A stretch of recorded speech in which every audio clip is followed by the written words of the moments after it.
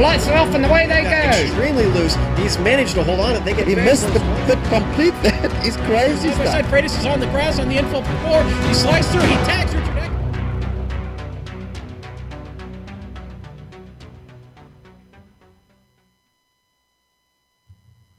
High in an Italian sky, we look down upon Autodromo Internazionale Enzo Edino Ferrari, more simply known as Imola, which this morning plays host to the Championship Motorsports iRacing GT3 Series. After an exhibition race at Le Mans, it's time for round 5 of 10 on the Season 2 calendar, and all the action from Orange Zone to Victory Splash Zone will be brought to you live as it happens here on the Global Sim Racing Channel. Buongiorno a tutti, and welcome to another GSRC broadcast. I'm your host, Bill Soup Zahn, in charge of keeping track of the festivities in the pro and the amateur divisions. Calling the action in the gentleman class will be Adam Forever Young. Part on-air traffic controller, part director is the Federico Fellini of Sim Racing Broadcasting. I'm Jed Yaman. And at his disposals are cameras located here at Imola exclusively for GSRC by Dougie Beard. This 15-minute streaming award-worthy pre-race show will count us down to when our field of Audis, Mercedes, BMWs, McLarens, and Fords gets shown the green flag, and they have to negotiate the first lap orange zone until being turned loose for Ernest exiting turn 7. So bring cyberspace into your place. Follow the triple P rule, and that is pizza, Peroni, and put your feet up in the recliner and enjoy the 60 minutes of simulated road course racing that will be streaming your way. For those unfamiliar with Championship Motorsports, it is a virtual motorsports and sim racing league that's been around since 1999, offering a variety of racing and training programs using computer simulations on several platforms like R-Factor 2, GTR2, and Richard Burns Rally. But Adam, the name of the platform for this presentation is, of course, iRacing, and the track on tap is iRacing's laser-scanned offering of Imola. Yeah, Imola being one of the more historic racetracks in Italy, it is definitely a place that is fun to drive from the tight corners to the sweeping corners. It pretty much puts the drivers through their paces. And of course, with this 3.05 mile layout with those 17 turns, it definitely will put these CMS drivers through their paces today. Well, we let Amjad go ahead and take the BMW around the track earlier on today, and, well, Joe Peak will do the talking for him.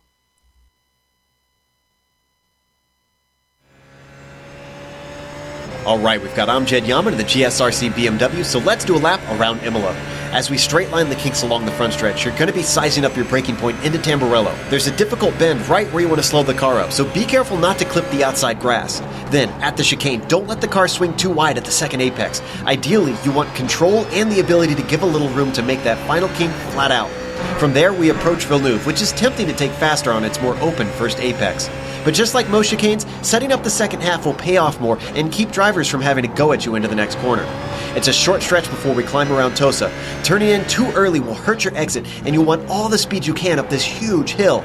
Remember, no matter how much power a car has, momentum is your friend when fighting gravity. You've got a nice blind crest just as the track bends, but it doesn't really affect the BMW. Just hold right for Piratella and try not to miss the apex like Amjad does here. It's easy in just about any car to slip wide. Now it's back downhill and into Acqua Minerale. You're going to be braking through the first corner to line up the second apex, and as you come off of it, try not to use too much of the AstroTurf on the outside. A slowdown penalty will be waiting for anyone getting greedy. Back out of the valley, get cozy up to the left alongside the trees and throw out the anchors for the Alta chicane. These curbs can easily upset the car, so try to keep the tires planted for better traction. Also, that fake grass on the right doesn't give good grip, so be wary of gassing it too eagerly. From there, the track is going to weave and drop elevation one final time. Ravazza really invites drivers to overdrive it on entry, and it's not uncommon to see them slide into the gravel on the short stretch. Obviously, the second corner is much more important here because we're dumped back onto the pit straight. Fail to get a good run, and you're going to be driving defensively all the way to Tamburello. Hopefully, that won't be a problem because as we come to the line, we've finished a lap around Imola.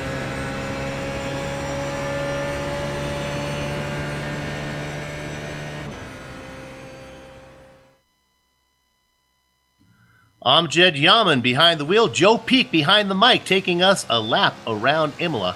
Now to see how things stand with 4 races in the books, let's take a lap around the 4 major championships. Keep in mind that the 3 driver championships are scored only against drivers in similar classes. Starting with the Pro class, after winning 3 out of the first 4 races, it is not surprising to find Delta Motorsports' own Umberto Roca at the top of the chart. In second, and the only driver to best Roca this season is Victor Tanaka of Screw Loose Motorsports Audi. Now, the Eagle leads the tank by a dozen points, but some Aussie shenanigans got Tanaka slapped by the incident review team and will be forced to start from the back of the field today. Steady but far from spectacular has been privateer Paul Oh My Darling, who holds station in third. Fifth in class at Phillip Island was enough to move 49 Motorsports' Dexter Castro around Jared Lawson of Screw Loose Racing Ford, who could only finish 7th last time out. On to the amateur class, where Puffin Racing's Jason Lundy has built himself an impressive 20-point lead over his nearest competitor, Drew Litke. The Can-Am Racing Silver driver finished second in class at Phillip Island to climb a pair of spots into second. Chris Hudson of Can-Am Racing Black held station in third. After a win at Daytona to start the season thanks to 2 consecutive no-shows, the big loser from Australia was Little Miguel Crudo, who fell 2 spots into fourth for iLivery's Belton Motorsports. Curtis Paulson finished 4th last time to hang on to that final overlay spot for Screw Loose Ford. To the gentleman with 3 class wins and a second, James Hume of Puffin Racing fame not only holds a 30-point lead in his class, but actually, get this, sits 10th in the unofficial overall standings. 2 drivers took good results at Phillip Island to explode onto the overlay in a tie for second. David Anderson took third for Championship Motorsports, bested by 1 spot by Skidmark Motorsports' Scotty Johnson. Peter Hebron of Puffin dropped a position to 4th, while 7th last time dropped Jay Daguerre of All Balls Racing to 5th. It should be noted that only 3 points separate 2nd from 5th.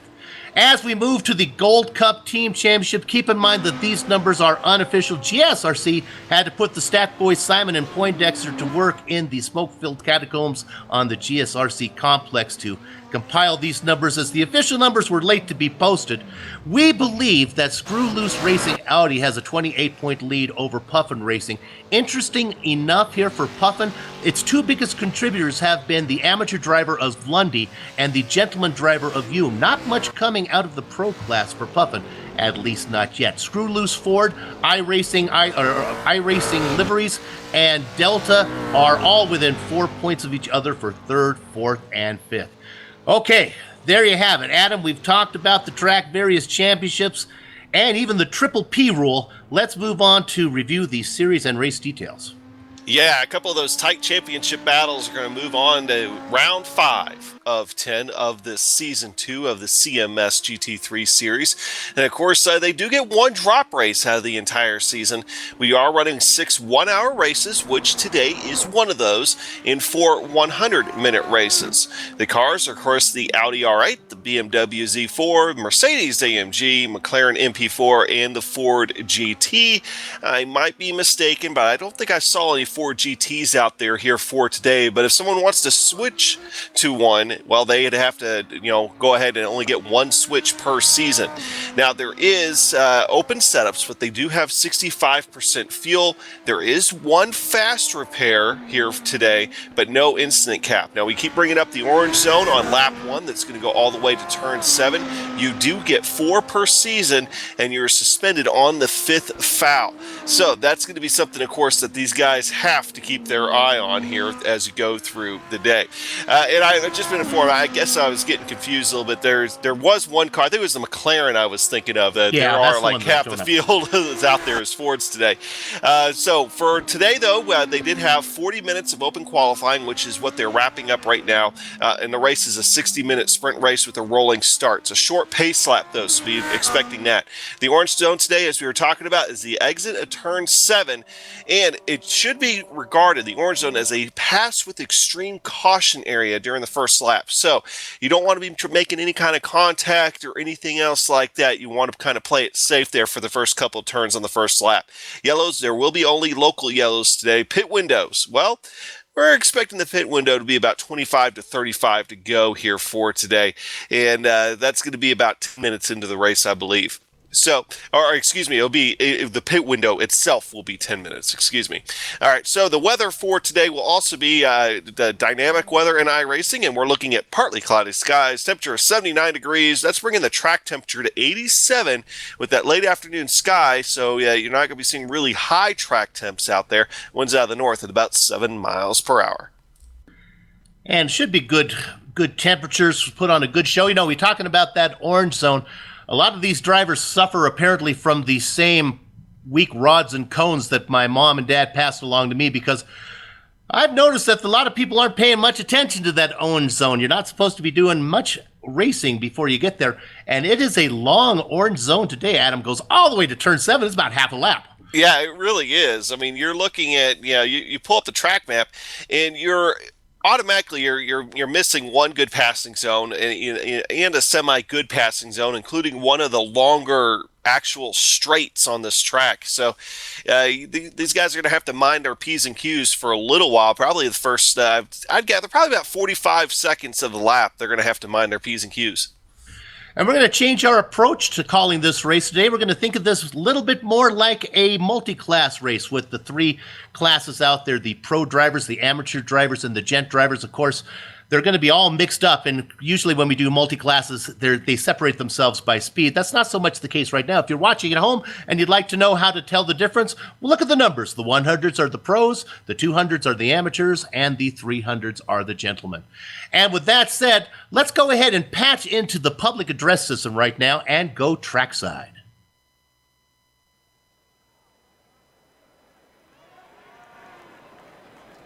And now, for the most famous words in sim racing, please welcome your Grand Marshal, host and founder of Inside Sim Racing, Darren Ganji.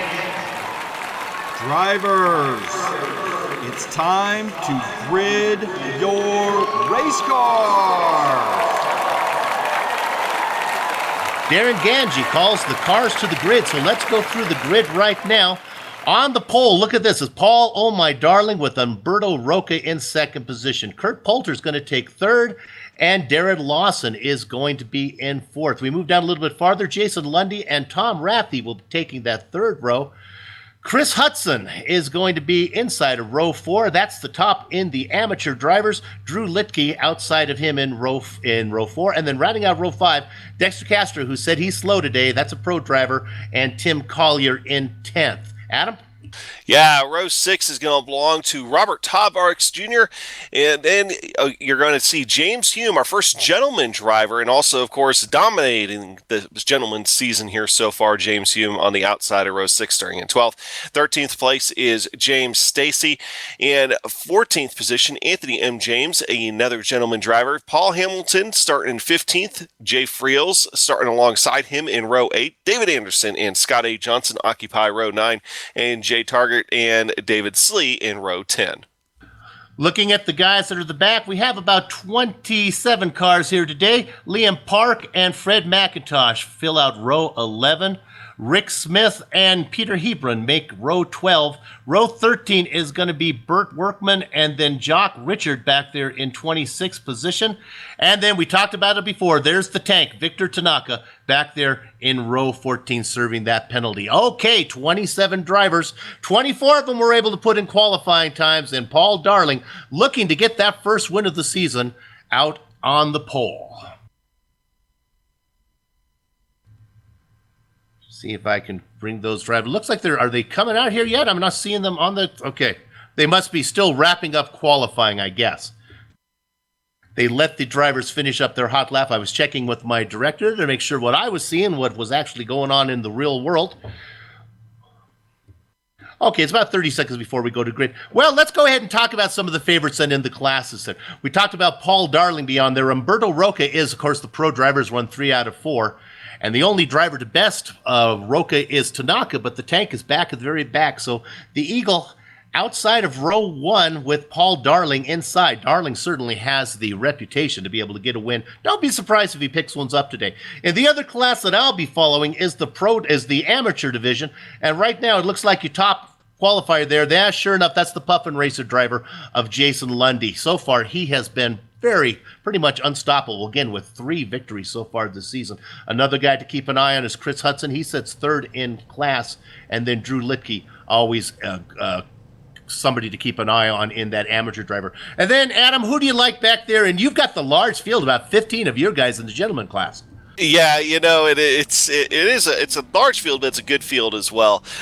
You have to put your money on James Hume. I mean, he's won all the races here so far this season, and as you're seeing what's shaping up in the point battle for the gentleman class, it's really turning out to be a battle for second in the gentleman class right now in the overall point standings, and with only a couple points separating those guys right now. So James Hume is going to be somebody to watch out for. Of course, you've always got to be careful with those Audis, so we'll have to see if he's able to work himself through some traffic and get himself a little bit further up front.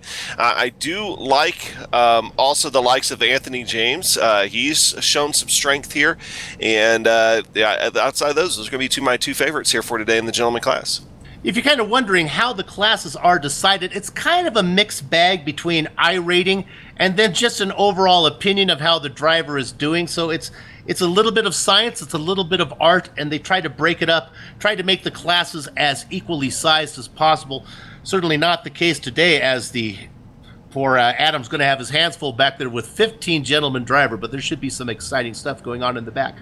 Looking at the cars that are gridding right now, Darling is out there still waiting for the Eagle to put that car out on the grid. We see the Audi of Darling sitting on the pole position, again, waiting for Umberto Roca to get out there. I believe Roca is also in an Audi. As I look up front, I think it's going to be 4 Audis looking for the first car back there. Looks like we got a couple Fords back in the 3rd row. Dexter Castro, again, was talking about the wants and needs of his beloved BMW. Probably not the best track for the BMW right here. The BMW strives on a lot of fast corners with maybe not so long of straights. And this one, while it doesn't have the long straights, there's several slow corners where the BMW probably not its forte. So we'll see how it does today. No McLarens here today, plenty of Fords. And, of course, the Audis. It's a short pace lap. They're working their way around the back half of the track right now. Coming on to the main straightaway. Keep an eye on the car up front. They're going to turn it over to Paul Darling in the 155 machine. Kind of that dark blue machine. He's pacing the field. He's holding him back. When you going to go, Paul? When you going to go? Everybody bunching up nicely. And they're going across the grids right now, and are they going to, they're not even going to go racing? There they go racing. I was wondering if they were just going to do a pace lap to the orange zone ends, but they don't. Darling gets the jump out front. Umberto Roca tucks on the outside, and he's going to settle into 2nd position. Poulter goes into 3rd. They're side by side behind him, though. Careful, boys, it's orange there right now. Jason Lundy, that amateur driver, jumps into 4th position. Jared Lawson gets pushed to the outside. So we have an amateur driver up there with Lundy doing really well. Adam, what are you looking back there in the gentleman class? Yeah, you weren't the only one that's a little confused by the start right there. Kind of got bunched up a little bit in the back. But, of course, as expected, James Hume running away with it right now as he has to kind of take a little bit of a diving action. Is trying to avoid Robert Tarbox. Behind him, though, is James Stacy, the pro driver. Anthony James, though, is not too far behind him right now. Only 1 car separates Anthony James from your gentleman leader, James Hume, and he's got Paul Hamilton right up there. But we got an accident in the back. It looks like Liam Park is sideways across the track. What I think might have happened was Jay Daguerre got slow in front of him, and then they backed up. The big loser was Liam Park. We'll see who got it. Park was checking up, and it looks like it was David Slee. Oh my goodness, Slee really got into the back end of him. Slee's got to have some damage on that one. Yeah, it was almost like he completely missed his braking point right there.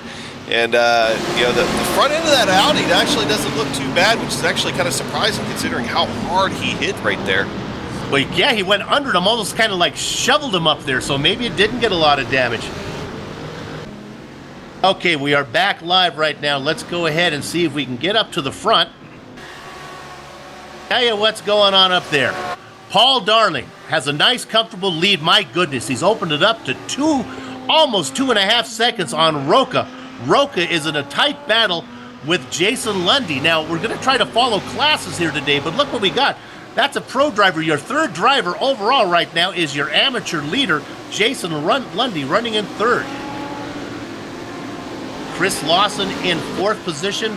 And then another amateur driver, Chris Hudson, running up there in fifth. So 2 out of the top 5 are from the amateur class. Yeah, you have to go pretty deep in the field right now to find your first gentleman class driver, being James Hume right now running in 12th overall. And overall, though, here so far, Soup, we're not seeing much of a change at the front of the gentleman field. But what you are seeing, and I'm going to call a little bit of a pro driver, you got the tank, Victor Tanaka, already making his way up through this field. He's already up to 14th overall after starting at the back end. So funny, it took the words right out of my mouth. I was scanning back to see where the action was, and look at that. Maybe we can follow him a little bit right now as he's got James Stacy ahead of him. Stacy, another pro driver, Tanaka, as they work their way through, I believe, that must have been Alta there, I believe, as they're coming down to the final 2 corners before heading back out onto the main straight. And look at this, here he goes. I think he's waiting right now on Stacy to get around Hume, and then I bet he'll make his move to get around it. As Stacy kind of slows up a little bit there on corner exit, Hume gets another look, but he should be able to get around Hume here pretty quickly. That was the move. I thought I saw Stacy there, but that was Hume trying to make a move on him. This is kind of interesting here. You have Stacy, a pro driver, then you have James Hume.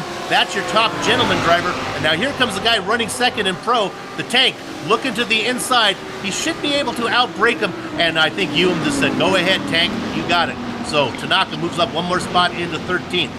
Yeah, he definitely let him by, but it was at the cost of losing track time right now to Anthony James. Anthony James was able to climb right on up to his rear bumper.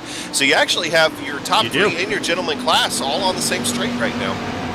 Look at that. That's right. We follow. That's Hume in 14th, James in 15th, and then... Oh, and James and Hume. Oh, and Hume gets contact from James. Hume is right now sitting sideways on the track. He's going to get it going right in front of Paul Hamilton, but... Oh, my goodness. Honey Bake really locked it up. I'm not sure if he got into him. Great job. I think a little bit of a tap from Hamilton. And honestly, that was, oh, maybe not. That was basically, if you follow along on this, if we ride with Hume, he's perpendicular. Then all of a sudden, he comes across the track right in front of Hamilton. Yeah, that was very close. And I do believe I heard Hume get on the radio and take responsibility for that incident. And he's lucky he's able to get away with that. But, still, now he's going to have a lot of ground to make up to get back up to Anthony James.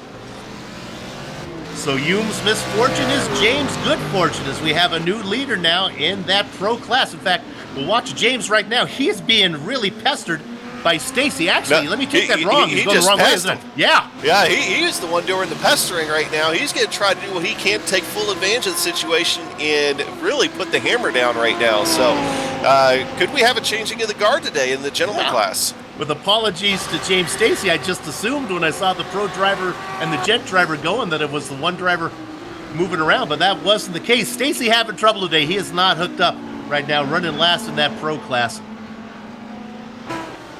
We're going to look at P8 real quick. A nice battle going on. This is Tom Ratchey. Welcome back for Puffin Racing. It's been a long time since we've seen him in here. He's had a rough time for the pro class, not scoring a lot of points for Puffin. Right behind him, there's that BMW of Dexter Castro, and you'll really get to see how these cars perform differently as you have the Ford of Ratchey out in front of that beautiful BMW. 2 good-looking machines. Ratchey started in 6th position, has fallen back to 9th. In contrast to that, Castro started 8th, has picked up 1 position, and is now seeing what he can do with Ratchey. We're going to look for, we've had problems with Daguerre. Daguerre has a spin. It was a self-spin. It looks like he did it all by himself. That was in Tosa, I think. You know, a good view of this, if we get a second look at it, might be on board with David Slee. Slee had it right in his windshield. Look at that right there. That's Slee who got around him. We're going to go on board with Slee, who got an eye full of this one. Yeah, unfortunately, day going bad to worse from Jay Daguerre. And, David Slee having the good avoiding action here right now, being able to go a little bit wider on corner exit, good awareness of what was going on in front of him. Of course, both those drivers were involved in the first accident that we've had here today. Okay, we are 8 minutes into it right now. Let's go ahead and look at our pros again. We haven't talked much about them. Darling, remember, had that 2.5-second lead. Well, it's a little bit smaller now as Umberto Roca, the Eagle, is beginning to run down Oh My. That gap is almost under a second. Roca has left behind Lundy, who is running third overall, first in his amateur class. Jared Lawson in a nice battle. A pretty good battle going on. Maybe we can stay on it for a minute.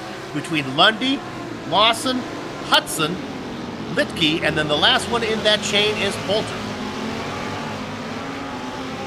Ooh, Victor Tanaka just had a near miss a second ago with Robert Tarbox Jr. Robert Tarbox Jr. lost it after going into the grass and almost sideswiped Victor Tanaka. See if we can find it, and then we're going to have it come up right now. Tanaka, of course, trying to make up ground from that penalty that he had to start. Adam, you saw it. See if you can see what's going on there. Yeah, I want to say, I think this was, I think we're a little late on that. We found it now. You can see him get a little wide here. He knows Tanaka's right on the inside of him as they go into the tight left-hander here, and then just puts his wheels off in the grass and really has to take a lot of corrective action. Look, take a look at that from above if you can there, Amjad.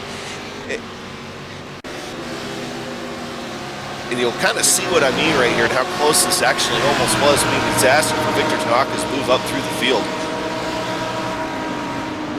And it was very, very close. You go back live. A lot of action going back through the field. So how is Tanaka doing? Well, he's up to 10th right now.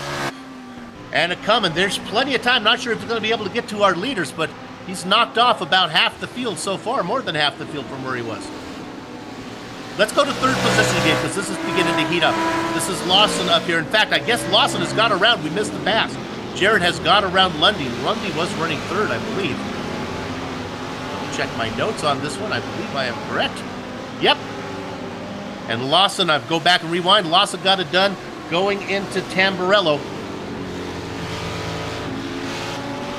So Lundy, that amateur driver, now drops back to fourth. And that puts him in a battle. Those are two amateur drivers right now. If we're right on board with Lundy, right behind him is Chris Hudson. So two amateur drivers running third and fourth for the top amateur position. Remember, when they do the scoring, they score them against each other. So if this will be 25 points for the win for each of the drivers in each class. 25 for the pro winner, 25 for the amateur driver, 25 for the gent driver. Then they have a separate overall calculation that determines the team championship. And what has happened now, because of what the battling going on for third position, this has turned into a long 7-car train. Joining the mix now, it's Ratchi, Castro, and even the last car in the caboose, Victor Tanaka. So he is within shouting distance of third place. All this is just telling me you cannot count Victor Tanaka out of this motor car race here today. I mean, he is just tearing through everybody right now, left and right.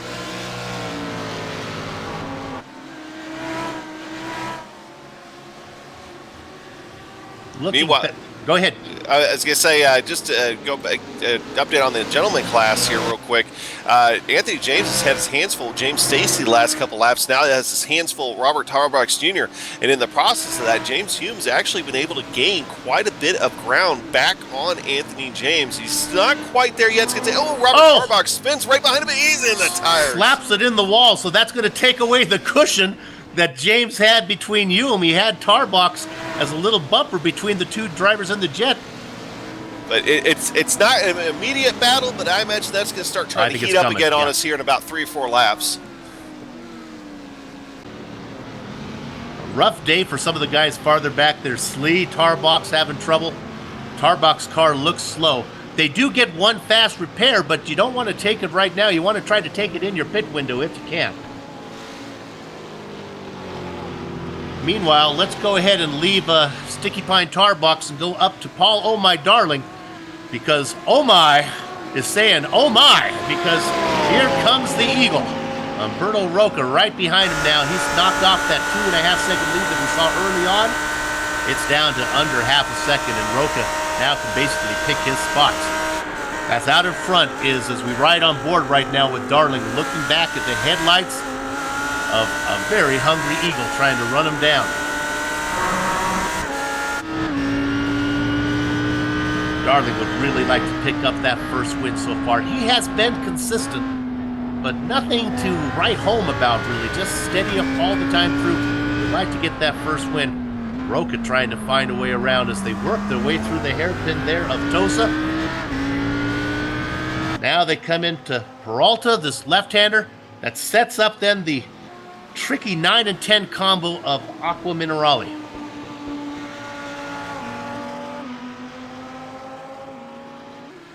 And you tell Soup has been studying his flashcards with the track names of That's Imola. pretty good. I've got my vino right here next to me to help me out. Of course, it's alcohol-free vino according to GSRC policy.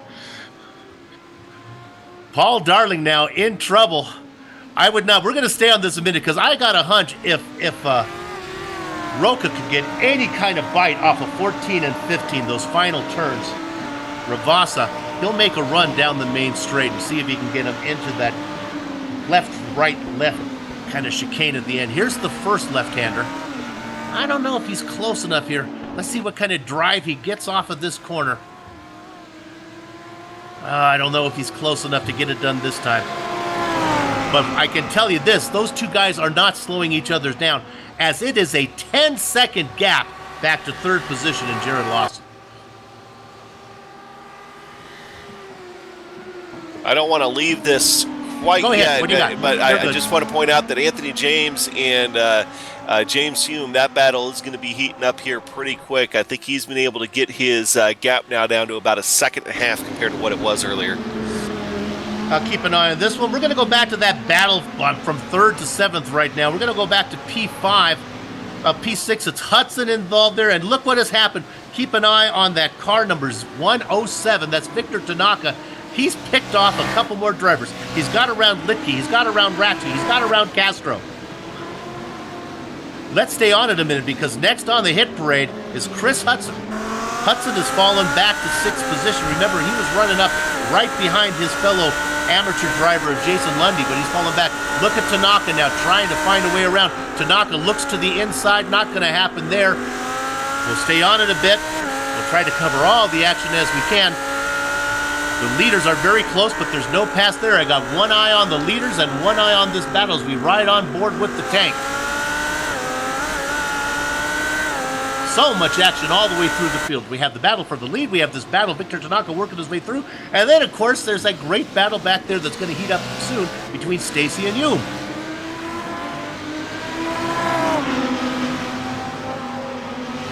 Love to be a ticket-buying customer right now.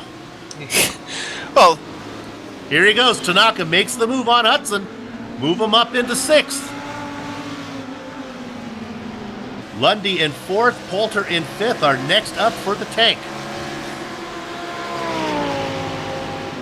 You can take the boy out of the front row, but you can't take the front row out of the boy as Victor Tanaka is making his way to the front.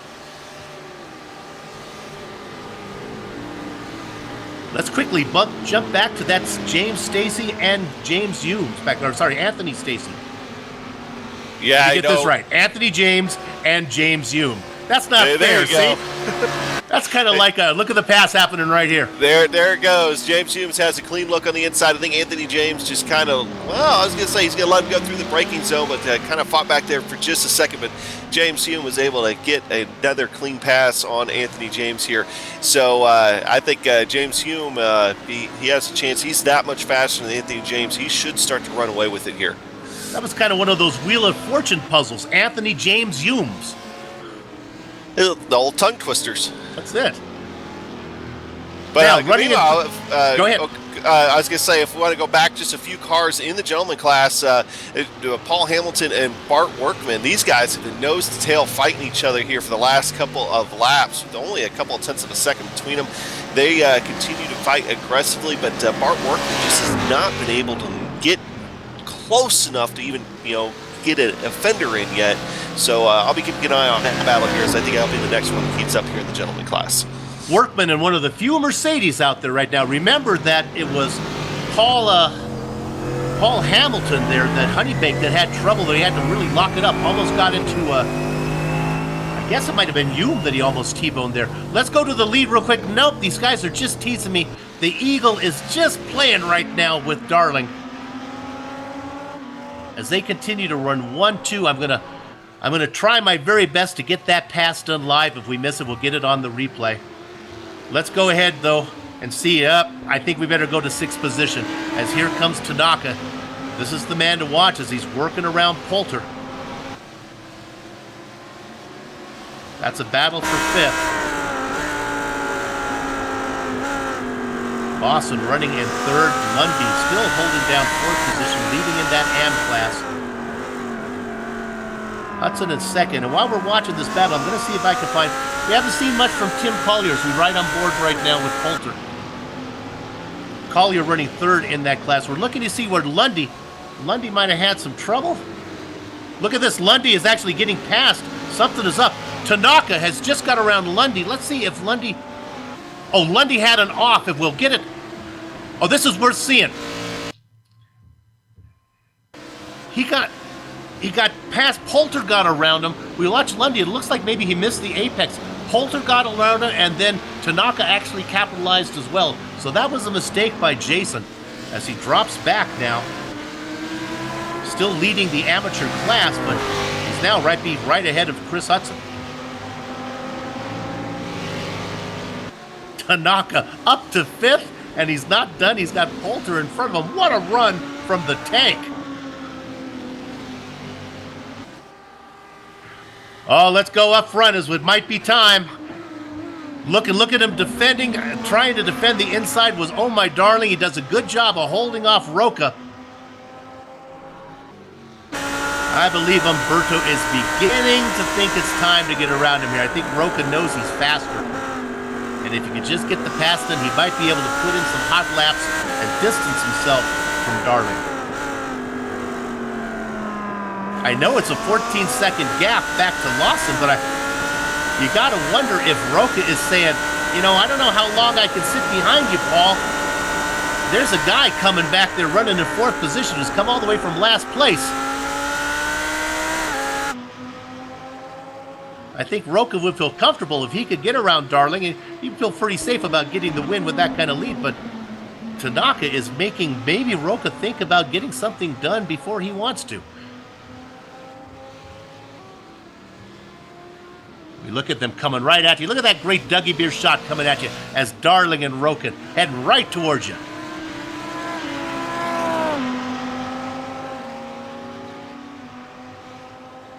We'll go back and we can update that Hume. Boy, my goodness, Adam, once Hume got around James, it was good night. Yeah, it really was. I mean, he is definitely setting that speed that we've seen before from James Hume. Now that lead's already built up to almost 3 seconds at this point. So it's almost 4 seconds. Yeah. So that definitely opened up in a hurry. Do have one side-by-side battle going on right now back in the pack just a little bit. Jay Friels and David Anderson running side-by-side right now for 21st and 20th overall. Looks like Jay Friels is just going to let David Anderson go by there. So that was a good complete pass right there. Darling, as we continue, Darling in 1st position, still holding off. Up, and we have a car off in front of him. Car off into the beach. That was backmarcher Jacques Richard. I'm going to assume it's Richard with the first name of Jock. Nice, beautiful paint job on that Ford for Richard. Running in 26th position now. The first car 1 lap down. Roca is really sawing on the wheel. 2 Audis battling it out. Oh! Yep, we kind of, our director actually called that one. He felt it was coming. We could tell that Roca was really struggling, doing all he could. That car got loose, and that just shows you the skill. I would have had that car 360'd and backed into the wall. Roca just takes it off into the beach and gets back out there. Watch this now as they work their way behind the trees. And there you go. You didn't see the car get loose that got him there because our chopper cam was hidden behind the shrubbery, the very tall shrubbery here at Imola. Yeah, fantastic save, though, from Really? Roberto Roca. I mean, that Audi, when it gets that sideways, it really is a beast to try to save, and he just pulled it off. But one thing I think that's going to hurry up happening, though, with that little bit of an off and losing quite a bit of time, is how fast Victor Tanaka is going to catch him here. Well, now, I think that's going to happen after the pit stops at the rate they're going, but Victor is faster than your leaders right now. Talking about Tanaka, we can't get every pass that he made, but my goodness, while we were watching the leaders a little bit back there in the gentleman class, he made short work of Jared Lawson and Kurt Poulter, and he is now up into third overall. What a drive from the back. So let's go ahead and give you an interval. It is 13 seconds from Tanaka to Roca. That's a long time for Roca. Add another 3 seconds to the leader. Nonetheless, I think third place, very impressive. He got that done before we even reached the halfway mark. You know, that's why Let's I was go saying to we were fourth saying they position could not right keep now. him out.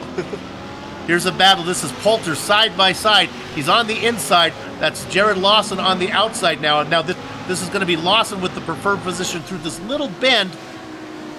But now as they get to the left-hander, that's going to give Poulter the inside. Poulter takes a little bit wide. Coming back is Lawson. They continue to do Cialis bathtubs as they work their way through the right-hander into the sharp. Oh, no! Spinning off. We lost one, and that is Poulter. Let's see if that was self-made. It was. Poulter got loose.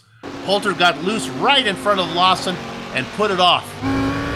Didn't hit anything. But Kurt's going to fall back. Looks like he's going to cycle out right behind Tim Collier, back in about 11th spot.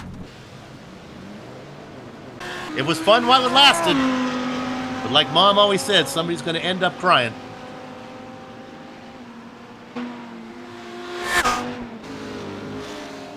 We look at Kurt Poulter. Let's run down your top three in each of the classes. Of course, you know what's happening up front. Paul Darling has been going wire to wire. He's running in first position. Second position, about 3 seconds back, is Umberto Roca. And then, my goodness, Adam talked about it. Just since we've been talking, Victor Tanaka in third has knocked off another second on that lead. When we go to the amateur class, running 7th overall, it is Jason Lundy. Then, oh my goodness, look at this, as Hudson is ahead. Oh, because of that's right, I'm updated now. I got to check my notes. Because of the problems that Lundy has had, your leader is Chris Hudson, running 5th overall. Right behind him, Drew Litke. And then you got to go back, and here's Lundy right now. For all of this Lundy being challenged, let's stay on this a little bit. It's a battle for 7th. This is Tom Ratchie. Ratchie has left Castro behind and is now seeing if he can get around Lundy. In fact, the reason he's left Castro behind is because Dexter has brought that thirsty BMW in for some fuel. Castro, the first car in of the leaders. Go ahead, Al. Yeah, I was going to say, of course, Castro was talking to us earlier about how he felt his performance was here at Imola, which was not that great compared to how some other tracks. Of course, Dexter's usually a fast guy, but he just hasn't been able to find his groove here at Imola today. And I'm wondering if maybe him coming in early like that, maybe he's just trying to reverse the pit strategy just a little bit so he doesn't have to come in with the rest of the guys. Because I imagine from around lap 35, it's going to be a crowded pit road. So maybe a little bit of strategy on Dex's part to try to get an extra position or two. As we look at this battle, if we go back to this battle for 7th right now, as we look at Castro, who's coming out of the pits, we talked about this Lundy-Ratche battle. Well, remember, these guys are both Puffin Racing drivers, teammates. In fact, for most of last season, they were both racing in the pro division, and usually they raced pretty much, their pace was pretty similar. Again, it's just kind of a subjective thing. Who went down into the amateurs there? Certainly Lundy getting the best of Ratchie right now. Tom started 6th, has worked his way up to 8th. Well, that's not right, is it? Started 6th, has worked his way back to 8th. Lundy started 5th, has worked his way back to 7th. Of course, one driver that got in front of him was Tanaka. Look at this, a great job by Jacques Richard. They're getting out of the way. He lets Ratchie by, and even he's going to let Collier by here. Nice job from that back marker. Welcome to the series. I believe it's the first time here for Jacques. Well, we don't want to forget about the gentleman class, too. And so, of course, we've got a pretty large field. So if it's all right with you, Soup, I'm just going to we'll get the top 3. I want to quickly go through the rest of the guys. We haven't had any time to get some camera time for yet. So, of course, we're leading right now, James Hume. Of course, we saw him grab the lead a little while ago. He is just putting on a show now over Anthony James. That gap is widened up to over 6 seconds now, with Anthony James running second in class right now. Peter Haberin is back there. Can't forget about Peter. Peter's kind of lost touch a little bit with the back bumper in that top 2, but he is back there. But he's invited Paul Hamilton and now Bart Workman along for the party. That's going to be a pretty intense battle here over the course of the next couple of laps. We're going to want to get back to that real quick with that 3-car battle right now going on for 3rd, 4th, and 5th in class. Dexter's going to be climbing up on those guys here before too long, but you got Scott A. Johnson before they get to Dexter Castro. David Anderson is back there as well. Jay Friels, he's kind of had a little bit of an eventful day with Jay Friels. He's been involved in some action, but he's back there now with the battle again with David Anderson. Kurt Poulter is back there as well, the pro driver. Of course, he had some issues as well. Rick D. Smith has been kind of an eventful day. His car, his little 4GT there, the U.S. Air Force 4GT, running with a little bit of damage, and Liam Park back there as well. And since you were talking there, we had a car actually make a pass. Workman was able to get around, I believe, Keith Runsell. Workman moves up into 12th. And, of course, as we go through the field on the gentleman class, of course, then they want to try to change things up. James Hume in the pits. Hume comes in. Dexter Castro still the leader of all the cars who pitted. Hume coming in here with 31 minutes to go, close enough to the halfway mark. Yeah, Anthony James followed him right in along with Scott A. Johnson and Fred McIntosh as well. So it looks like the gentleman class all decided to just go ahead and come in for the most part at the same time. The real battle right now is between a Ford, a Mercedes, and then another Ford back there. This is 11th position overall. We talked about it. This is Hamilton, Workman, and Hebron. These guys are having fun right now. The problem is that they've got Castro, like you said, coming up behind them, and Castro's going to be, he's got places to go right now. Yeah, I mean, you don't quite see him on that screen just yet, but you know the longer these guys keep fighting, the faster he's going to catch up. So he'll be up there before you know it. But these guys are really going to cut their teeth here for today, and really trying to go after every little spot. Of course, don't forget that the points battle in the gentleman class, once you get away from the leader, James Hume, everybody behind him, it's only separated by really a couple of points. So intense point battle. These guys want to get every position they can get. And of course, they want the attention. That's very prestigious to be on the pre-race overlay. You want to at least be in the top 5, so you can say, "Hey, Mom, no hands." And we're watching this right now. Workman still trying to get around. In fact, this Workman now calls it off, and he's going to come into the pits. And that's probably good news for him as well for Dexter Castro. So Paul Honeybaked Hamilton stays out there running in 11th, but not really quite as close now. And let's go ahead. We got to go. I want to take you to a second position right now. It's Umberto Roca. Why am I taking you to this? Because I want you to look at that little yellow number in between Umberto Roca and Victor Tanaka. Can you read that at home? It is 6.6 seconds. Yeah. The tank is flying. Somebody put wings on that thing. I had to go back a little bit of ways, and I don't know if Amjad will be able to find it. It might not be worth trying, but he did have another off just a little while ago. He kept the car mostly straight, but it definitely cost him a little bit of time. If Amjad thinks he found it, if he was lucky enough to find this one, then we got to... Amjad's amazing here as we look there at the tank. Look at that beautiful Delta paint scheme on there for Delta Motorsports. There it is. Look at that. Boy, that car just took off, and again, another great save. Yeah, the problem with that save there, though, is where it happened, right at the lead into the front straightaway, so it pretty much kills you the entire straightaway, and that gained Victor a lot of time on Humberto Roca. So let me set up what's going on up here. This is all good news for Paul, oh my darling, as he is now 8.5 seconds ahead of Roca. Roca's struggling. 6.8 seconds now from Roca back to Victor Tanaka, with pit stops still to come. I don't know if Tanaka has anything for Darling, but can he get to Roca? My goodness. And correct me if I'm wrong, Soup. Didn't Roca and Victor Tanaka, did they have contact back at Phillips Island? They did. Now, I don't believe that is what the penalty was from. From what we're hearing, we kind of have to, it's not really made public why people get penalized in the CMS, but we believe it was for coming over the mic that Tanaka may have got a little too colorful in his description of an incident. Rambunctious. Yeah. Liam Park, I just saw him around again. A couple cars had to go by him. He just lazily spun off the side of the track and let the field go by before he got back. Let's go to Hudson. Let's go to Hudson in 5th right now. Chris Hudson in a nice battle. Oh my goodness, look at this. Hudson, Lundy, Ratchie, and you couldn't park them any closer together. 4 cars nose to tail there. Still, pit stops to be made. I would think when you get that close and you're so close to the pit window, you almost don't want to make a mistake here, but this is a battle for Hudson. Is he leading right now in your, let me make sure I get this right. Yeah, he is the leader of the amateurs right now. The tank has come in. I would think if anybody used up their fuel, it would have been Victor Tanaka after what he was doing out there. And the Bay State Hammer, Tom Ratchie, also brings it in. Probably the best thing to get out of the trouble that he was mixing up with. Currently looking, Tanaka and Ratchie still showing up on timing and scoring as the leaders of all the cars who pitted. But that's because they're actually in the pit. Castro is the guy who's out on track right now. But I don't think Castro's going to be able to get there before the tank comes out. Lundy looking at Licky here. Oh, and Licky squeezes him. Lundy is off the track. He's in the gravel. He's able to get it back straight and go back on the track. But, wow, that one got intense there for a second.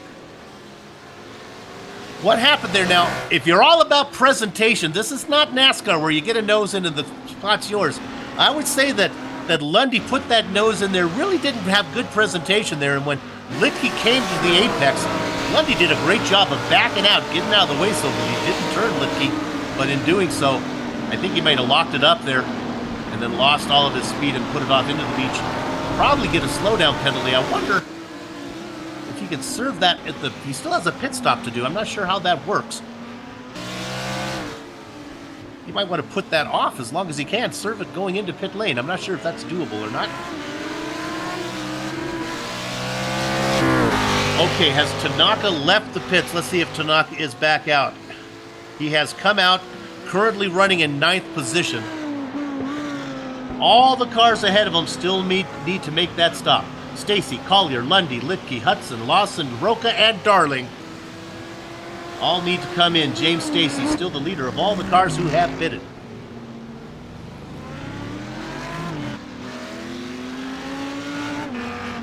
Yeah, Tanaka's came in. All the cars that need to, Stacy needs to pit. All the cars ahead of Tanaka need to come in. Oh, no! Is it Bart Workman? Is that who that is? I think it was Collier with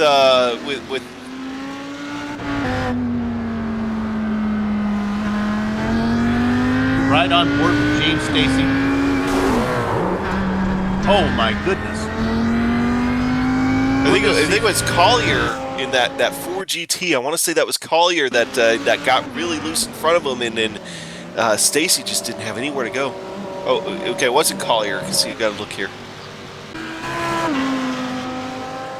See, I will see if we can figure out, so at least we get the name right, though. We're not going to get it on screen. I want to say now it was Fred McIntosh. Fred McIntosh. Oh, yeah, we should recognize that's that yellow car. That's the McIntosh colored car. Yeah, that's sure enough. McIntosh was running well back in the pack. So meanwhile, while that's going on, let me just update you that, well, no, James Stacy has stayed out. All the leaders are still out there. Your leader of all the cars who have pitted is Victor Tanaka. Tanaka with about 14 seconds back to Castro. Running in 8th position. It looks like all the let's see here, of all the gentleman drivers have come in to make their stop. So we can pretty much run that down. It looks like it's Ulm out in front, and he's got about 12 seconds on James Stacy. Yeah, Paul Hamilton was the last one to make his pit stop just a few minutes ago and gave the lead back to James Hume of the gentleman class. I think the other question was going to be, now that those guys have all pitted and cycled through, how is that battle back there between the likes of Haberin and I think it was Paul Hamilton was involved in that as well. That looks like that is broken up quite a bit by thanks about to the pit 20 stops. seconds. Yeah, Hamilton was in there. I wonder if Hamilton took tires, because he's about 20 seconds back now. That was a nice battle between Hebron and Hamilton. Hamilton's pit stop was about 1:12 compared to 50 seconds for Peter Hebron. So that explains why that broke up. And after that incident, Fred McIntosh has retired from the race. Let's look at P4 here. We have a battle between the amateur driver of Litke and Lundy. This is for the lead in the amateur class. Litke, of course, running second in the championship points. He would like to be able to finish ahead of Jason to knock off a bit of that 20-point lead that Lundy has built up. Remember, both these cars still need to pit. You have the Audi of Litke and then the Ford of Lundy. Adam talked about it. No McLarens here today, and very, very sparse with Mercedes. All right, here we go. The Eagle, I don't even say it, it's too corny, has landed, sorry. As he has come in for his pit stop. So now what we're going to do while he's in there, we're going to pick up Tanaka. He had about 7-second lead when Tanaka came in. I can't imagine that Roca is going to be able to, that Tanaka's going to be able to get him, but we'll watch. Tanaka, he's smoking it right now. All right, Roca is rolling. It is a long exit. You have to stay on the rev limiter until you get there. He's out now. Where is Tanaka? He's considerably far back, I think. Looks like a gap. Oh my goodness. Yeah, he gained a ton of time. That thing's almost down to 3.5 seconds. He's faster than he is on the... Tanaka is faster than Roca on the track, and he's faster than he is in the pit box. We're going to watch that now. 3.3 seconds. We'll give you that interval. Oh, my goodness. 3.2, 3.1. I would like to give you the interval if I could, if they would settle it down. Let's call it 3.2. That looks like it. We'll come back and check on that later. Roca, the leader of all the cars who pitted. Lawson, Castro also have come in. In fact, it looks like everybody has come in now except for Drew Litke and Darling. Darling comes in as we speak. Is Litke still out there? I believe it was Litke and Lundy. I believe Litke has come in. No, it's Litke and Lundy. These guys are going to stay out, see if they can get a point for leading the lap. I don't believe there is a bonus point for that. This is a battle for basically right now the lead, especially if they can go one more lap. Here comes one, and here comes the other. Look at Lundy close up behind Litke. So let's check Darling now, just exiting the pits right now. It's going to be hard for me to get a time back because timing and scoring is giving me an interval back to Drew Litke, who's currently parked in his pit box. So let's see if we can pick up where Roca is. Roca just coming around, just coming past the start-finish line right now. Just made his way around David Anderson. That gap 3.5 seconds back to Tanaka. So why don't I go ahead and take a second? We'll set up your top. I don't only do the top 5. I'll do the top 3 in the pro class. And right now it is Paul Darling. He is well out in front by about 10 seconds over Roca, who has about a 3.5 second lead back to Victor the Tank Tanaka. So there's your top 3 there. We'll wait to talk about the rest of those as soon as that pit cycle goes around. Let's go back and look at the gentleman class again, Adam. Yeah, your gentleman class right now with James Hume definitely just dominating now out in front over Anthony James. Once he made that pass, he just hit the afterburners and just took off away from Anthony James.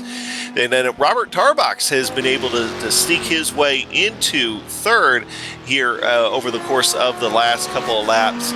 So Robert Tarbox having a good point stay out there in that screw-loose Ford. But Tarbox is an amateur driver. Oh, He's driving I'm not 286. getting my numbers mixed up. Yep. But Peter Habron, sorry, Peter There you Habron, you, sir, are your third place driver so far in the gentleman class, with Paul Hamilton back there as well. Can't forget about Paul Hamilton. Of course, they did have that great battle between Habron, Hamilton, and Anderson, and Workman. Can't forget about Workman back there as well, but that has since broken up thanks to the pit cycle. Looking back at all the gentleman drivers now, it looks like all the battles have pretty much set themselves apart back there. If there's going to be any change in position, it's probably going to be from mistakes. So I think what we'll do now, we'll try to run down your amateur drivers, okay? And if I can do this here, if I get my timing and scoring, looks like it's going to be Jason Lundy. Now this one is a real battle here. Lundy with just about 3-car length battle over Drew Litke. Remember when they came in, Litke was ahead when they came into the pit stop. Lundy came out first. So once again, Lundy had a great drive through the field last time at Phillip Island to get the lead. And right now he's back up in the top again. So Lundy with about under a second lead to Litke. Then we go back to the very next amateur driver. Well, we don't have to go far. This is back to Chris Hudson. So the amateurs running right now, 6th, 7th, and 8th. We're going to check here that James Stacy has had an issue. We're going to see it right now. We can see if we can find it. Oh, it looks like a self-spin. Oh my good, he nosed it in too. Just a mistake. He nosed it in. Thankfully, he hit the tires right there, which is a little bit softer than some of the concrete that goes around Imola, but still, you have to almost think of it as time lost. That was at the final. That was corner 15, the second Rabasa there, just about heading on to the main straight. So that's okay. James was really not having a good race for him. But I got to give a tip of the hat to James Stacy. Did a great job of organizing this series for the All-Star race, getting some guys together. The GSRC had an all-star race, and of course it was easier for some of the series because their seasons were ended. Unfortunately for CMS, it was right in the middle of their season, right in the middle of their great exhibition race that they had in Le Mans that we covered a while ago. But nonetheless, CMS was able to field a team, and we thank them for that. We like all the clients of GSRC to put a team out there when we have those all-star races. We hope to have another one, maybe in the spring. We'll see what we can do. Make it happen, Bill. Make it happen. It was a fun event. We'll go back now. Really, the best battle on the track now is going to be down here to these guys battling. This is a battle with Litke, Hudson, and Poulter. Look how Lundy has distanced themselves. Remember, after the pit stop, Lundy was right there. Well, now he's pulled away by 2 seconds over Litke. This is Drew Litke, the Canadian driver. Look behind him, though, diving in. Oh, my goodness, that was Kurt Poulter. Does a good job of getting inside of Chris Hudson. That's a pass for 8th position. Not a pass for class, though, because Poulter is a pro driver. Right now, sandwiched between 2 amateurs of Litke and Hudson. Yeah, we can't discount the overall points, though, because those overall points will factor into the team championship, which is very important as well. So these guys even want to get every spot they can out of that as well. Separate scoring system for overall, and that's how I was able to give you the news there that James Hume was actually 10th overall. They used this a basic scoring system for all the cars, no matter the classes. Hume having a great season. If you come back for next season in the CMS, I would be surprised to see James Hume in the gentleman class next time. Oh, I'm pretty sure he's going to be destined for the AM, if not the pro class, after the display that he's put on. Time to start the sandbagging, James. Hey, Anthony James is ready for him to start that sandbagging any second now. Yeah. So let's go ahead. Let's stay on this battle. This is the best one out here. It's about, oh no, getting loose. That was Poulter. That's going to leave Chris Hudson the opportunity. Let's see if Hudson capitalizes on it, on that mistake. Poulter has no speed down there, but nope. I think Poulter's going to be able to defend. Takes a very shallow entry into that left-hander. But again, nothing going on. Oh, watch this though. If Hudson can get a good drive off of the final Ravasa, he should be able to get in the toe, and let's see if he forces the issue down here in this first triple chicane. Tamburello. I guess he's not going to do it right now. Happy to run in 9th position.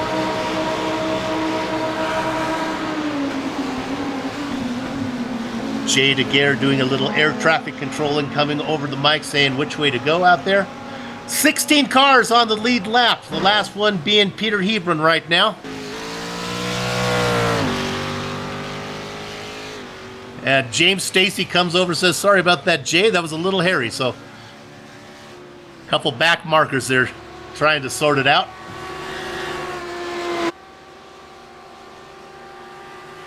This is the Championship Motorsports GT3 Series, round number 5 on a 10-race calendar. And we've had a good one so far.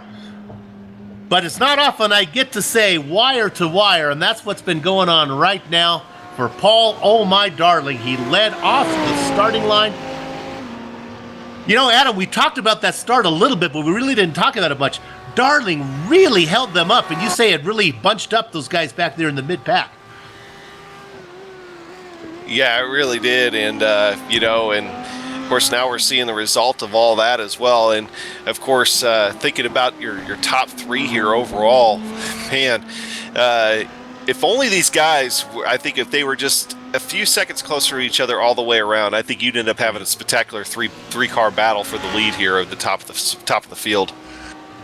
We gave you that interval. I've marked it down here in my grease pencil here. 3.2 was the interval between Roca and Tanaka when they came out of the pit lane. Well, it's down to 2.6, so do the math. That's about a half second off. Roca is lost. Look at this. Roca is loose, and that's going to give the spot to the tank. The tank has caught him. Roca, my goodness. Mistake after mistake after mistake. Like Sisyphus in high heels. I mean, he's just making his job more harder than it needs to be. And now it's finally caught up to him as he drops down to 3rd. But once again, it's just a self-spin. He doesn't hit anything. Yeah, I mean, he's had a few mistakes, but, you know, he's been able to at least keep the car clean despite the mistakes. And I guess, you know, in that Audi, sometimes that's half the battle right there. But still, the time lost and the position lost, we'll have to see if that ends up coming up to haunt him. He is just having a hard time all the way around. The good news for him, it is 18 seconds back to Jared Lawson, the next guy. So he probably has, as long as he can keep it off the wall, he can probably loop it another 2 or 3 times and still be able to hold that lead. Go ahead. One thing, too, that we got about 11 minutes left, so these guys might be able to squeeze in about, 7 or 8 more laps. I think that Victor is going to be about 2 seconds short, but he was 0.7 of a second faster that last lap than Paul Darling. So, yeah, that is, well, now as they come across the line, that was even more than that. He was almost 1.5 seconds faster than him. So the tank is coming. I just don't know if he's coming fast enough. Let me give you another battle. Let's go to 4th position. Sure, Jared Lawson, we talked about him. But how about this guy running in 5th right now, Dexter Castro? Before the race, Dexter was doing what my dad used to call a little navel gazing there. It's real introspective. Oh, I don't think I have anything for him today. I'm just so slow. Yeah. Well, here you are in 5th. Nice job. You are up 4 positions and got a real chance of getting Jared Lawson for 4th. It's probably the best battle on the track right now as Castro has that BMW coming as he tries to run down the Ford. Great mixtures of cars right now. The Audi seems to be, well, of course, competitive. The Ford is also up there, and look what Dexter has done in that BMW. Oh, Roca's day is going from bad to worse. Okay. And look who goes by him.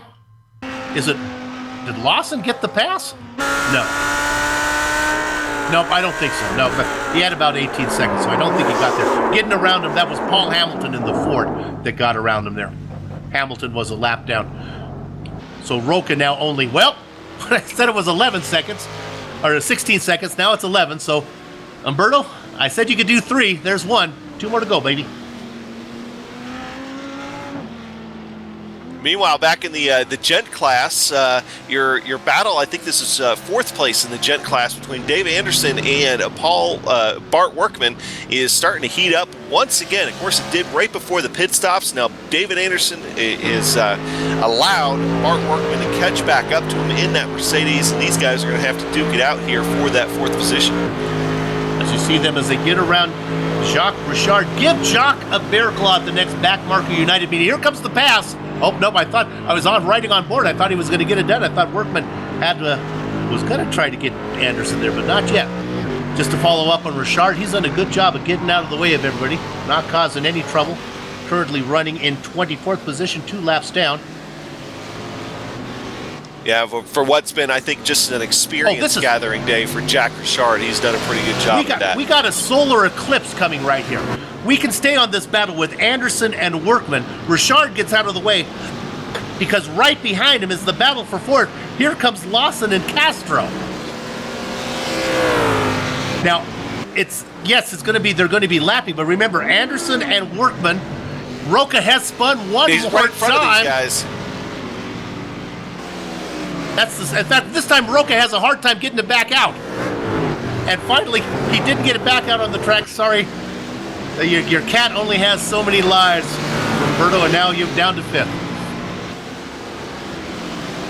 Okay, here we go. Let's look what's going on. This is a great battle with 7 minutes to go. This is Anderson and Workman. That is a battle for what, about fourth position, I believe, in the gent class. And then we have back here Lawson and Castro. This is a battle now for third with Roca having his issues. Look, diving to the inside now, getting that is not for position. There goes Lawson, also getting in there is Castro. Castro doesn't want to lose touch with Jared, and he does a good job. That's bad news for Bart Workman, who's going to have a lot more work to do now with those two cars separating them. Good news for David Anderson, who now pulls away considerably over Workman. Yeah, Workman's job right now is to use that draft off those two fast cars and hopefully that they catch David Anderson in a good place that helps slow him down and allow Bart Workman to get right back into this fight. But it does look like he's losing a little touch with Dexter Castro back there, as it looks like Lawson now is going to take a look on the inside of Anderson as they go through the next corner. As we watch this, friends of Umberto Roca, you should know that it's 4.3 seconds back to 6th place Jason Lundy. I think if you can keep the car on the pavement, Umberto, you're going to be okay. And there it is. Bart Workman has a look underneath David Anderson, but he shuts the door. Now we're going to go to replay to one of a handful of Roca's spins. This one, it's not so much the spin, if our director can find it. It's the aftermath of the spin. There's the spin. Look, then he brings it out. Then he has trouble. He loops it around in the sand. Oh, there he gets it. Nope, there. I knew he thought he looped it around. There it is. You see him looping it around one more time. That little second spin is what cost him the positions. Now we're back live. Just under 6 minutes to go. All the action back here for Anderson and Workman. Now remember, Anderson out in front, Workman behind him, and just ahead of him, it is Lawson and Castro, so we'll watch both of these. It's a battle for third overall. Go ahead, Adam.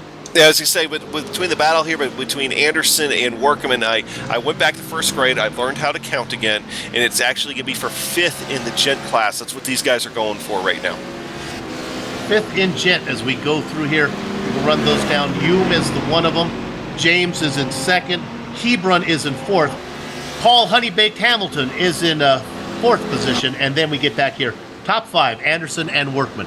Oh, Workman having a good battle. This is the best battle on the track right now. Well, with the exception maybe of Lawson and Castro. Clock just ticks under 5 minutes. Gonna have to take a quick look at Darling to make sure that Tanaka's not getting there. It's a 6-second gap. 6 seconds with 5 minutes to race. I think Darling is pretty well got this one done here. Congratulations for him. Don't want to curse him, but it looks like wire to wire is Darling currently working through some back markers. Yeah, now it's down to 5.4. With Darling and Tanaka right now, I still don't think Tanaka has enough time, but I'm going to revise my guess of what that interval is going to be on the last lap. I think he's going to be within a second of him on the last lap. Litke has trouble. That's one of the things that Darling had to get around. Let's see if Litke, I can see the shadow of the wing is all bent up. Litke must have had some issues, and we found it. We're going to look for it. Our director, so we're looking for it. I'm looking here, director. I think it might have been... Oh, he's been slow for quite a while. Oh, it looks like it was on the main straight. It was this lap. It was right on the main straight. My goodness, he put it off. This is almost like he fell asleep or he spilled his coffee on his lap. He's going straight. If we could just back up just a tiny bit more, don't know if we can. This is right there. He's on the main straight, and he was having a good run. We're riding on board with him right now. Here he is. Everything's fine. He's going straight, so what he does, he reaches down. Oh, maybe he caught that wall. He caught the right-hand side of the wall. I think he would maybe took his eyes off the road, maybe to grab his coffee. Well, Ooh, meanwhile, back in that battle between Anderson and Workman here. Workman had his nose on the inside going into turn 1, but ended up having to back out of it. But man, that was almost a pass for that battle right there, as it looks like Workman's going to back off now and let Roca by. Yeah, here we go, Anderson. It looks like Workman puts himself off in the gravel for his trouble there. Well, let's make sure I'm watching. Are we live here? Because, yeah, okay. I want to make sure I am live. Oh, you know what I was watching? Sorry, I was watching Roca make a move. That's what I was watching. Roca was lapping those cars. Okay, got it. Now we're going to P3. This is Castro. He's back up. He's got back to Lawson. He has been stalking him for the last 7 or 8 minutes. He is now within striking distance. We're going to watch this battle. Meanwhile, I'm going to give you that. Oh, my goodness. The gap to the lead is 4.8 seconds. I think it's this Darling minding the gap right now. So let's stay on this one. Here's Lawson as they work their way down the back half of the track, going into the final corner. This is going through Ravazza. Oh, Castro all over him. Let's see what kind of drive Castro can get off of this one. If he can get the power down, can he get in the toe? Lawson gets a little bit loose coming off the second Ravazza, but it's still a pretty good drive. Oh, that BMW just doing the best it can. What can you do? It can only go so fast. Look at that Audi just pull, or the Ford pull away. About just over 1.5 minutes to go. I don't think the white flag has come out yet.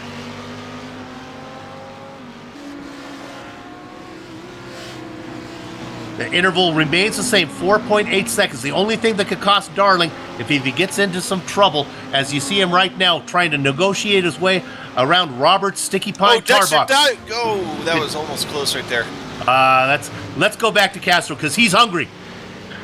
He has closed the gap on Lawson like David Letterman's dentist, and now he's trying to get around. Lawson trying to make that car as wide as a Julia Roberts smile, trying to hold back Castro. Castro with a pretty good run off of that final corner. Where is Lawson going to go? Lawson to be able to weave back to the right. They're coming up on the back marker of Honey Baked Hamilton. Hamilton, where are you going to go, Paul? Just keep it straight. That's the main part. Just choose a line and stay there. Hamilton up in front of these guys. Castro dips inside of Lawson, not going to be able to do it. This is when the BMW should be pretty good through those chicanes there, but nope, not really. Where are they going to do is we're on the white flag right now, I believe, as Darling crosses the start-finish line. Castro doing everything he can, and what makes this interesting, what makes the chess match more exciting is Hamilton. Hamilton, I think, has hurt Lawson's drive off of the final Ravazza. Hamilton keeping the car straight. Lawson actually tucking in between Hamilton, trying to get a bit of a tow, and they've got a pretty big gap. You may think that it's all over, but Castro should be able to gobble up this gap on the backside pretty easy. Hamilton will have to get out of the way. Meanwhile, we'll check on where our leader is, Darling, working the back half. That battle is over. It looks like Castro got stuck behind Hamilton. Dexter, you're not going to be able to get there now. Let's go ahead and we'll follow all the leaders of the classes across right now. Hamilton, I'm sorry, my apologies. Paul Darling running in first position has got around Sticky Pine tar box now. He is 4.1 seconds ahead of Victor Tanaka at the start-finish line. About 3.5 seconds right now as he comes across, coming down the final corner, looking to get into those final two left-handers. Works this little kink. They call that 13. Now he negotiates 14. It's been wire to wire. Championship Motorsports GT3 Series, round number 5 from Imola goes to Paul, oh my darling. Second place should go to Tanaka, and Lawson should get third. Let's go ahead and see about Jason Lundy. Let's give him a little bit of love right now. Lundy currently running in 6th position. I believe he is probably going to be the next car across. Is he ahead of the gentleman driver? Yes, he is. So it looks like Jason, a spin out in front, right in front of Lundy. Bart Workman has spun. Castro has had trouble as well.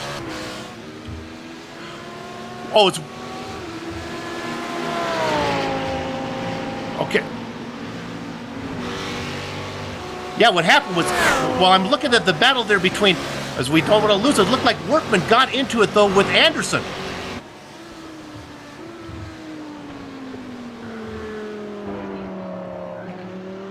Yeah, let me just update you as Workman and Anderson got together. Anderson is going to get to Bethel. We're sorry, we're not going to be able to catch that, but maybe we can get it coming back from when we come back live from for the post-race coverage. We'll see if we can get that one. So, Lundy, go ahead and take lead in the amateur class. Let me make sure. Lundy has finished. Yes? No? Yes, he has. And let's go ahead and give the championship for the gentleman driver to James Hume as he comes across the start-finish line right now. I believe that's going to wrap it up for us. We'll come back and see if we can get that Anderson-Workman battle. Also, and Dexter Castro had trouble. Update you on that. Castro is going to get 5th position. Lawson, 3rd overall. Roca, 4th overall. Whew! Some good action all the way through the field. This is the Global Sim Racing Channel's coverage of the Championship Motorsports GT3 Series. We'll take a short break. We'll be back to run down the entire standings, driver interviews, and close-up shot back in a few.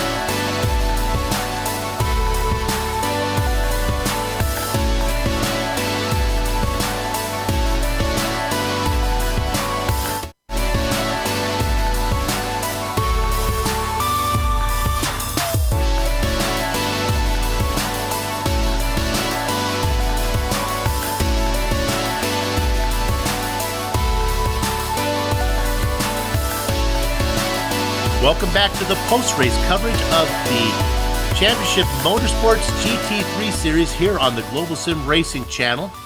Round number 5 from Imola. The end got so exciting. We had a pair of simultaneous crashes. You saw on screen Dexter Castro get together with the back marker there, Paul Honeybake Hamilton Bull. Exactly while that was going on, there was that battle between Workman and Anderson, and we have it on screen right now. Now, this is Workman working, as you see in the morning sun there. It's that long... Watch Workman as this is going into the chicane. Workman on the inside. They get together. This is the final chicane, Alta. They get together and they lock it up, and then getting around was Workman. And so he's going to get that spot over Anderson. Well, actually, Anderson's going to get that spot over Workman. I apologize on that one. Anderson comes home 17th overall. Workman gets 20th. And let's go ahead and run down the entire standings for you right now. Your winner, wire to wire, was Paul. Oh, my darling. What a great run, though. You got to consider it a victory for Victor Tank Tanaka as he went all the way from last to second, finishing 3.2 seconds behind Darling. Jared Lawson ends up in third position after Castro's problems. Umberto Roca, my God, spun the car. I can't count as many times as he did. He's going to end up in fourth. Not the Eagles' day today. Dexter Castro, all said and done, finishing in fifth. Your overall leader in the amateur class, he gets another victory, and it was Jason Lundy, who bested Chris Hudson, also the next amateur, who finished seventh. Tom Ratchey had a nice run in eighth. Ninth position went to James Stacy, and rounding out the top 10, another pro driver, Kurt Poulter. Adam? Yeah, going over to 11th position, Kurt Poulter in 12th position, Anthony James finishing second in your gentleman class, Robert Tauberbach Jr. finishing in 13th, Peter Haber bringing home third in the gentleman class, and the 14th overall. 15th overall is going to belong to Paul Hamilton. Paul Hamilton and David Anderson, of course, they had a great battle going on along with Bart Workman earlier on in the race, but you saw what happened to Bart there a few minutes ago. So David Anderson, 16th overall, Tim Collier, 17th. It's Scott A. Johnson bringing it home in 18th. Drew Lidkey, he had an eventful day, bringing home that Audi home in 19th position. And Bart Workman, of course, you just saw the contact there with excuse me, I'm blanking here. All of a sudden. Anderson, David Anderson there right at the end of the race. So he's going to come home in 20th in that Mercedes. And let me just correct myself. I think I might have got a little bit out of order there on my top 10. It was Rathje in 8th. I want to mention James Hume got 9th position in car number 357. Again, a top 10 for that gentleman driver. James Stacy got 10th back there before I threw it to Adam. Kind of crossed him up there, threw him a knuckleball, and it wasn't, the catcher didn't call for it. Liam Park in the blackjack position. Rick Smith, double deuce. A great job. He finished 2 laps down, but I was impressed by the way he stayed out of trouble, and that was Jacques Richard. Welcome to the series. Bear claw for you at the next Backmarker United meeting. 5 laps down, Jay Friels had some trouble. Jay DeGuerre never got it going. 7 laps down, got in trouble early, finishing in 25th. We saw Fred McIntosh have his issue in his yellowish-green, apple-flavored car. And David Slee, of course, had that trouble early, 27 laps down. Let's go ahead and get some interviews out of the way. I'm hoping that we can get... Yeah, we do. Let's go ahead and talk to our gentleman winner here today, and that's going to be David Hume, if I can actually drive him in, get him in here. And it's James Hume. There we go. All right, Adam, go ahead and talk to our another win for James. Yeah, James, so far you were just taking the gentleman season by storm here, and you could have pretty much put a lock on this championship battle here before too long. But, of course, today it wasn't easy for you in the first half of the race. Of course, you had some contact with Anthony James. Did it feel like to you that the race was, the first half was night and the second half was day kind of thing? Yeah, first of all, can you hear me? I think I got my mic fixed. Loud and clear, buddy. Perfect. I'm not sure if I came down on Anthony or what. Apologies to him for the contact, but it was a bit of a rough start, and I think you hit the nail on the head, man. Things just started looking up. The Ford got quicker and quicker as the race went on, and it was nice and stable underneath me, so it felt great. Yeah, which kind of leads me into my next question. Of course, Imola, for a lot of the drivers listening to him talk and everything else, it's kind of like one of those tracks that either you love or you hate. How do you feel about racing at Imola? I think I love to hate it. It's such an addicting track because it's so technical, and you just got to nail all your marks right.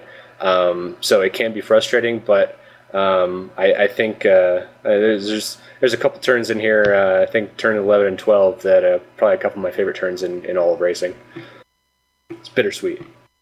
I understand that. Now, hey, James, of course, bringing that purple-wheeled Ford GT home today in first place in the gentlemen's division. Anybody you'd like to thank here real quick? I got to send a shout-out to Tom Ratche. He's our resident engineer, and the sets that he's been coming up with for this Ford are just phenomenal. Of course, Jason, leader of Puffin Racing, and then Champion Motorsports, and, of course, you guys. Well, thank you very much, James, for coming out and speaking with us as well. And we'll see you here in a couple of weeks, and have a good Christmas. Yeah, Merry Christmas, guys. Happy holidays. James Yoon, 9th overall and the winner of the gentleman class today. Now I'm going to bring in another winner, and that is Jason Lundy. My goodness, it's 4 in a row for Puffin Racing in the amateur class. They are outscoring what's going on from their pro class drivers. Jason, congratulations on the win, but my goodness, on my notes, I count 2 mistakes that almost cost it. Yeah, I made one mistake hitting the curves, the big sausage curves, and dropped me down a couple spots. And then trying to catch back up and get around Drew and his teammate Chris there, that was very tough. And I made another mistake, half spinning through the grass of the first chicane, but thankfully I managed to hold on to that and keep it going in the right direction. This is a fun track. Let's go to the pit stop there. You were in that battle with Litke, and you must have had your numbers right because you beat him out of there. Yeah, I really just I wanted to nail the pit entrance because you can make up a lot of time there. And then it was about just nailing the fuel number, which my calculations came out just right. I even had an extra lap worth of fuel there at the end. So that was pretty much the turning point of the race. Once I got in front, I figured this is a hard track to pass on, so he's going to have to come get me. What's interesting about Puffin Racing is the 3 of you guys are very competitive. You guys are doing very well in the points race, and hopefully this will help your team. You have yourself, you picked up a 6th today. Ratchy got an 8th, and then James Hume gets a 9th. That's pretty impressive. Yeah, I mean, the team aspect of this is a big part of what we like to do at Puffin. I mean, we have our individual goals, but the team really comes first. So Peter came back from way down in the field to finish 3rd in the gents class, so that's huge. Jim won his class, and Tom, after a tough start to the race, came back to get a top 10. So very good for the team tonight. Now, James was saying that Tom Ratchy does a lot of the work on the setup. Are you using what he gave you as well, or are you tinker with your own stuff? Sometimes I tinker, but tonight I used Tom's, and he was quite upset with me for out-qualifying. Some good competition there between you guys. Nice job for Puffin Racing. Congratulations to you, Jason. This is the 4th win for you in your class. 6th overall today. Keep it going. Thanks, Bill. James Lundy. And now we're going to bring in the man who, what they say in NASCAR when this happens, they call it stinking up the show. I don't like to call it stinking up the show. I like to call it wire to wire. My gosh, Paul Darling, it's been a long time coming, but you finally got your win. Yeah, I'm just happy to get a win this whole season with Victor and Umberto and Dexter up front there. Well, you were out there, you got out early, and then you had a nice little lead of about 2.5 seconds. I go, okay, Paul's doing all right. Next thing I turn around, I look about lap 5 or 6. My goodness, Roca's right back there behind you. Umberto definitely had the pace on me. He just kept making a few mistakes, which I think is exactly what happened last season too, when I was close to him at this track. When he was working back and forth, how much defensive driving were you doing? Were you just racing your line, or were you doing a little bit of mirror watching as well? Yeah, I only actually went defensive one time when he got a run on me going onto the pitch straight, but other than that, just trying to hold my line because I knew he wouldn't try and dive bomb me into the chicanes, at least that early on. Now, if this race would have been the 100-minute race instead of the 60-minute race, I think he would have had another problem to deal with, and that was Victor Tanaka. Did you happen to notice what he did from starting last? Absolutely. Kind of one of the reasons I was losing time, too, trying to adapt to the worn tires. It's a lot harder to get your head back in the game when the guy that started at the very back of the pack is bearing down on you. We were watching that. We got a little bit scared. I looked up there, but there's 6 minutes to go, and you had about a 6-second lead. I came back with about 3 minutes to go, and you had about a 3.5-second lead. So you were giving it all. You were not just playing with him. You were doing all you could to stay out in front. Yeah, I was making a bunch of mistakes trying to stay ahead of him at the end there. Well, Paul, it's good to see you back in the winner's circle here. This will help you. You're up there in the points. This will be good. Nice job. Congratulations on the wire-to-wire win. Yeah, thank you very much, guys. Paul Darling, your winner overall. And I think it would be a sin. Usually we do 4 interviews. It would be a sin if we didn't bring in the tank. I know Dexter is out there. Dexter would like to talk to us, but we got to talk to this guy. Victor, my gosh, we saw it the whole way. What a run, buddy. Congratulations. It's got to feel like a win for you. Yeah, man, that was the most fun I've had in a long time, put it that way. And it was just amazing all race long, I say like 99% of the race went right for me. And yeah, just that little bit, 3 seconds, that was all between us at the end after the coming all the way from the back. But yeah, it is what it is. I'm looking at my notes here. I see a little circle around. I put a little circle with like a squiggly line, which means that you've avoided a crash. It seems like I remember something happening close to you. Am I getting that right? Honestly, I wouldn't really remember because I passed so much people, and but I do remember having a few incidents happening around me. Yeah. But like I said, I was just looking forward, and my eyes were on Humberto and Paul.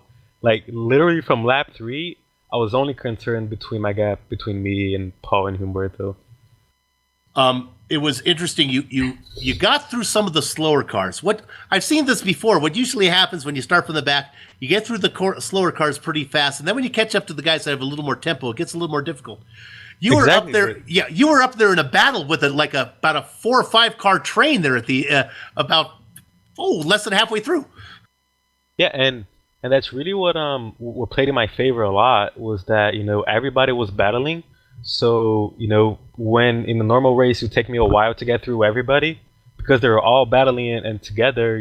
I caught up to the pack a lot quicker, and like I said, it just seemed like everything worked perfectly for me. People would battle and I would get the better exit while they're going side by side and get both in the same straight. And like I said, I think I had like 3 double passes, and yeah, just like arriving at the scene at the perfect moment to steal both positions. And like I said, it was just very lucky, and that was the result. We told Paul Darling if this would have been the 100-minute race instead of the 60-minute race, I think he would have got him. Not even, just a 65-minute race. 65. Victor, you're a great interview. Hey, congratulations on a good run, Victor. Thanks a lot, guys. Thanks a lot for the broadcast. Victor Tanaka, second place. You want to look for a hard charger? Well, he's your guy. Started 25th, finished the second. That's 23. That's about all you can do. That's about the best as you can do here. Okay, that's going to wrap it up for us at the Global Sim Racing Channel. But pay attention, because these are the people that make this possible. We'd like to thank everybody at Championship Motorsports. Man, they're a good organization. They do all sorts of stuff for organizing this series and contracting with GSRC to broadcast it. You know you have a lot of choices when you fly, and thanks for flying GSRC. And we are so happy that we're going to be able to bring you the entire back half of this schedule. So make sure you stay with us for that. Thanks to the company's equipment and software that you see on the screen right now that we use on the broadcast. The original music that you heard on today's broadcast, hey, you got to do a little late Christmas shopping? How about picking up some digital Eric Eckel or Casey Lalonde? See the screen for how to do that. It'll be a good price. The Championship Motorsports GT3 Series returns in 2 weeks. That's January 4th from Zandvoort. And GSRC will kick off its own 2017 broadcasting schedule by bringing you that Round 6 event. That's going to be the first event for GSRC in 2017. If you'd like to find out more about GSRC, such as upcoming and archived broadcasts, or to schedule GSRC to broadcast an event of your own, your best bet is GlobalSimRacingChannel.com. We're also on Twitter at GSR Channel and Facebook at Global Sim Racing Channel. So now, on behalf of my Might Make Adam Young, our director Amjad Yaman, camera artist Dougie Beard, I'd like to thank all of you for watching and wish you all a happy holidays. And with that said, it's time for us to go have fun, storm in the castle. So until next time, race clean, race hard, and we'll see you on the track.